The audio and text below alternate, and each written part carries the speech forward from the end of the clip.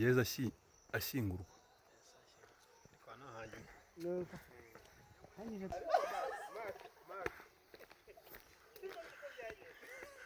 Umurambo wa Yezu awushyingura.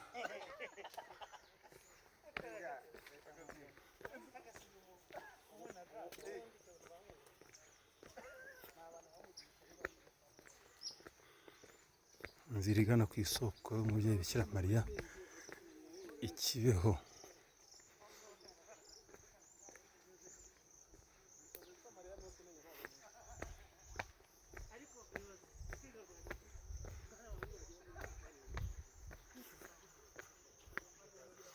Bikira Mariya munsi y'umusaraba.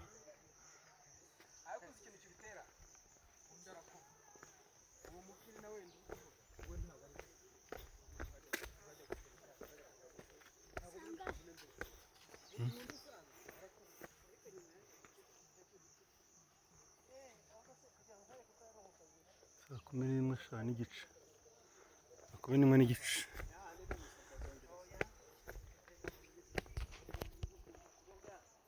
Hakurya ni groupe scolaire Marie Merci Kibeho. Hejuru aha ni muri Mère de Verbe aho amabonekerwa yabereye.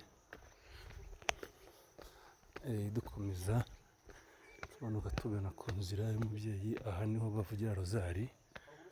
Twahariye haruguru aho rozari isoreza, tumanuka twegera epfo aho itangirira.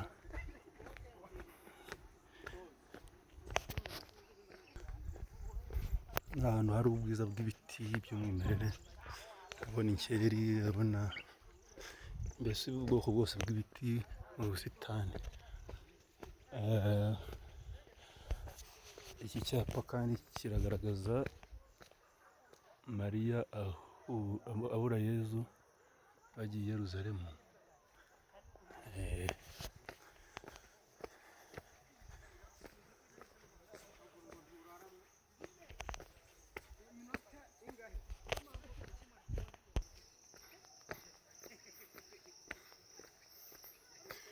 Yezu ahungishirizwa mu Misiri.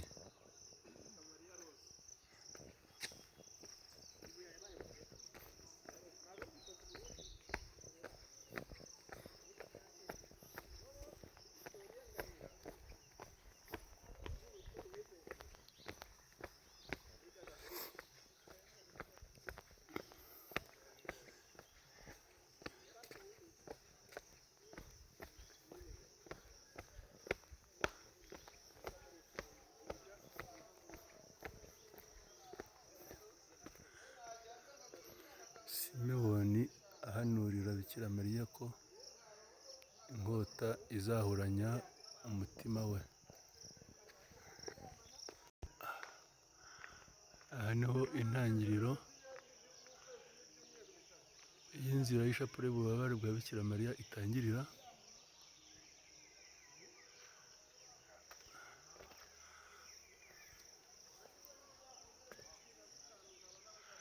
Uzamuka ujya ruguru,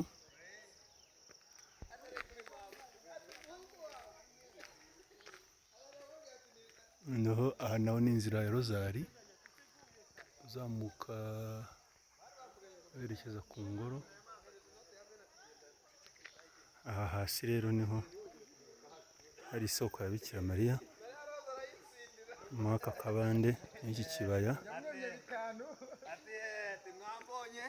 Hari inzira ebyiri ariko ngiye kumanuka muri iyi.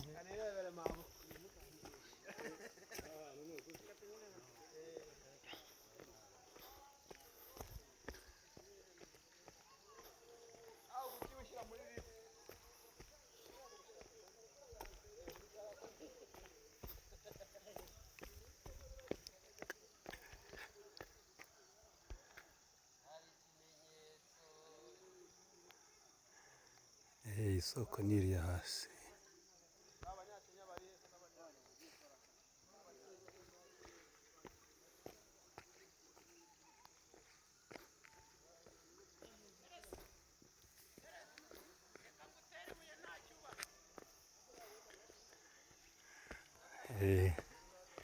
Iki gishanga nacyo kiba kirimo ibumba abantu benshi bagenda bakura bakajyana iwabo, ibavura indwara zitandukanye. Tuzi rero nitwo abantu bicaramo bari gusabana n'umubyeyi. Ahageze isoko ngiyi rero, isoko y'amazi afutse meza y'umubyeyi Bikira Mariya, umubyeyi wa Kibeho. Ahageze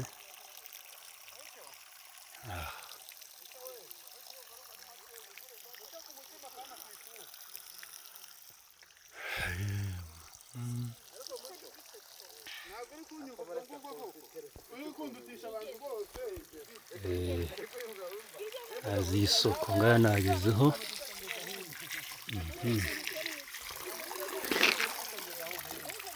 Amazi afite